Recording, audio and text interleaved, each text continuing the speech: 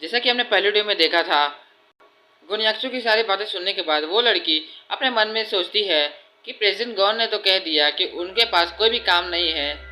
क्या वो भूल चुके हैं कि उन्होंने मुझसे बहुत सारे डॉक्यूमेंट्स लाने के लिए कहा था? लेकिन अगर वो सारे डॉक्यूमेंट्स भूल चुके हैं तो इसका मतलब मुझे ये सारे डॉक्यूमेंट्स को वापस वहीं पर रख के आना होगा।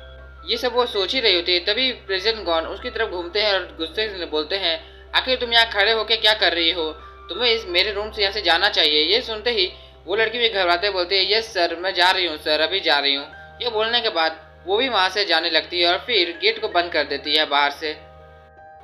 फिर हमें गोन्याक्सू और हमारी फीमेल लीड को दिखा देता है। गोन्याक्सू हमारी फीमेल लीड को देख के बोलता है, तुम्हारा चेहरा तो देखने से लग रहा है कि तुम बहुत ज़्यादा ही परेशान हो। आखिर क्या बात है, मुझे बताओ। ये सुनते ही हमारी फीमेल लीड भी उसकी तरफ देखने लगती है। फिर हमारी फीमेल लीड बोलती है, मुझसे ये सब तुम ना ही पूछो तो ही अच्छा है। मैंने जो डिज़ाइन पे इतनी मेहनत की थी रॉयल फैमिली को देने के लिए, उसे किसी ने लीक करके किसी और डिज़ाइनर ने बना के पेश कर दिया है। इससे मेरी बहुत ज़्यादा ही इंसल्ट हुई है। ये सुनते ही गोन्याक्सू को बहुत ज़्यादा ही शौक लगता है और वो बोलते हैं, क्या तुम्हारे डिज़ाइन को किसी ने लीक कर दिया और तुम्हें इसके बारे में पता भी नहीं है? आखिर ये हो कौन सकता है? तभी गोन्याक्सू हमारी फीमेल लीड के सर को सहलाते हुए बोलता है, तुम्हें चिंता करने की कोई भी ज़रूरत नहीं है। ये सब कुछ तुम मेरे ऊपर छोड़ो, मैं इस सब को हैंडल कर लूँगा। तभी हमारी फीमेल लीड गोन्याक्सू के हाथ को पकड़ते हैं और वे बोलती है, तुम्हें ऐसा करने की बिल्कुल भी ज़रूरत नहीं है। मैं यहाँ पर तुमसे हेल्प मांगने के लिए नहीं आई। दरअसल मुझे बहुत बुरा ही फील हो रहा था, इसीलिए मैं यहाँ पर तुम्हें बस देखने के लिए आई थी। ये सुनते ही गोन्याक्सू हमारी फीमेल लीड के चेहरे पर हाथ रखते हैं, जिससे हमारी फीमेल लीड भी शर्माने लगती है। तभी गोन्याक्सू हमारी फीमेल लीड को कहते हैं, चिंग लियू, मैं तुम्हारा मैन हूँ। ये तो पूरी तरह से नॉर्मली है कि मैं तुम्हारी प्रॉब्लम को सॉल्व करने में तुम्हारी मदद करूँ। ये सुनते ही हमारी फीमेल लीड भी शर्माते हुए बोलती है, मुझे पता है, लेकिन मुझे पहले से किसी पर एक पर शक है। तभी गोन्याक्सू हमारी फीमेल लीड से पूछते हैं, अच्छा तो किस पे तुम्हें बहुत ज़्यादा शक लग रहा है? मेरे डिज़ाइन को बहुत सारे पीपल्स ने देखा है, जैसे कि लिंडा, लेकिन लिंडा ऐसा कर बिल्कुल भी नहीं सकती है। तो मुझे लगता है कि वो जेन्यून है, क्योंकि उसने भी मेरे डिज़ाइंस को बहुत ज़्यादा ही अच्छे से देखा था और मेरे पास ऐसा कोई भी प्रूफ नहीं है कि मैं उसे बोल सकूं कि उसने मेरे डिज़ाइंस को कॉपी करके दूसरे को भेजा है। ये सुनते ही गोन्याक्सू स्माइल करते हुए बोलते हैं, ये तो बहुत ज़्यादा ही सिंपल प्रॉब्लम है। तुम्हें पहले लिंडा को अपने साथ मिला लेना है और फिर शाम को सबको बात फैला देना है कि तुम्हें एविडेंस मिल चुके हैं कि किसने तुम्हारे डिज़ाइंस को कॉपी करके भेजा है। तभी हमारी फीमेल लीड ये बात को नहीं समझ पाती और बोलती है, गोन्याक्सू, आखिर तुम ये सब क्या कह रहे हो? मैंने तुम्हें बोला कि मुझे जिजुन पे पूरा शक है और मेरे पास उसके खिलाफ कोई भी एविडेंस नहीं है, तो मैं क्या करूं? तभी गोन्याक्सू हमारी फीमेल लीड को समझाते हुए बोलते हैं, हाँ मुझे पता है कि तुम्हारे पास एविडेंस नहीं है, लेकिन जिस भी पर्सन ने वो काम किया होगा उसे अंदर ही अंदर बहुत ज़्यादा गिल्टी हो रहा होगा। अगर वो जेन्युइन ही होगी तो वो ज़रूर ही एविडेंस को मिटाने के लिए ज़रूर वहाँ पर रहेगी।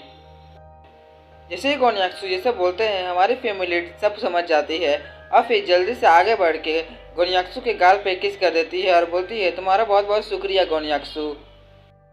तभी गोन्याक्सू हमारी फीमेल लीड के चेहरे के नीचे हाथ रखते हैं और बोलते हैं, अगर तुम्हें इसके लिए मुझे ऐसे थैंक्स बोलना ही है तो तुम मुझे मेरे गाल पे किस मत करो, बल्कि तुम मेरे लिप्स पे किस करो।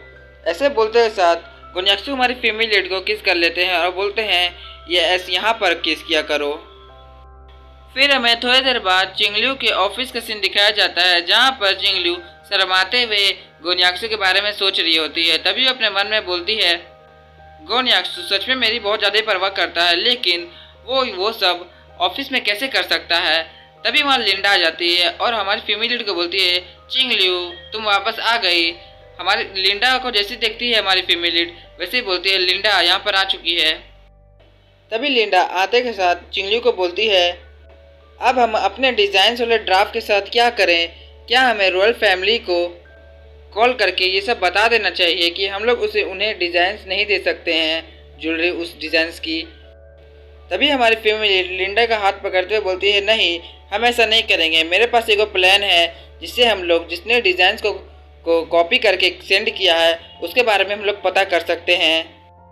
ये सुनते ही हमारी लिंडा भी बहुत ज़्यादा ही शौक हो जाती है। तभी हमारी फैमिली लीड बोलती है, लेकिन मुझे अपने प्लान को पूरा करने के लिए मुझे तुम्हारी ज़रूरत पड़ेगी, इसलिए प्लीज़ तुम मेरे साथ कोऑपरेट करो। ये सुनते ही लिंडा ये बोलती है, ठीक है मैं तुम्हारे साथ कोऑपरेट करूँगी।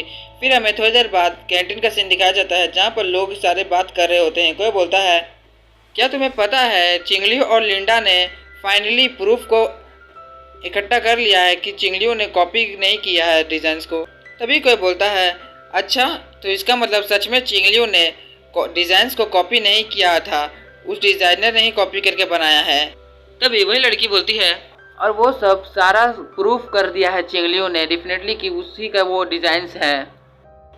ये सब दूर से जिनयुन भी सुन रही होती है। तभी अपने मन में बोलती है, आखिर ये कैसे हो सकता है, चिंगलियों ने आखिरकार कैसे ये सब प्रूफ कर दिया कि उसने डिज़ाइंस को कॉपी नहीं किया है, वो भी इतनी जल्दी।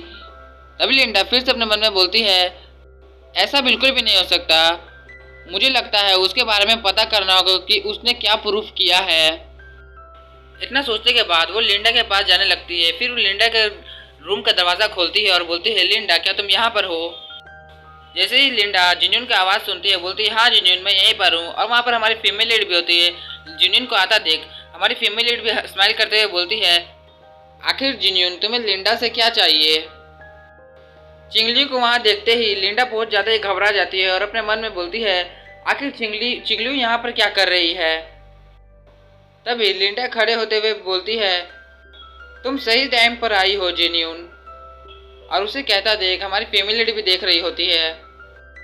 तभी लिंडा जिनयुन को सारे पेपर्स दिखाते हुए बोलती है, चिंगलियू और मैंने ये सब कलेक्ट करके एविडेंस को प्रूव किया है कि चिंगलियू ने वो सारे डिज़ाइंस को कॉपी नहीं किया और किसने भी किया है उसके बारे में इसमें लिखा हुआ है।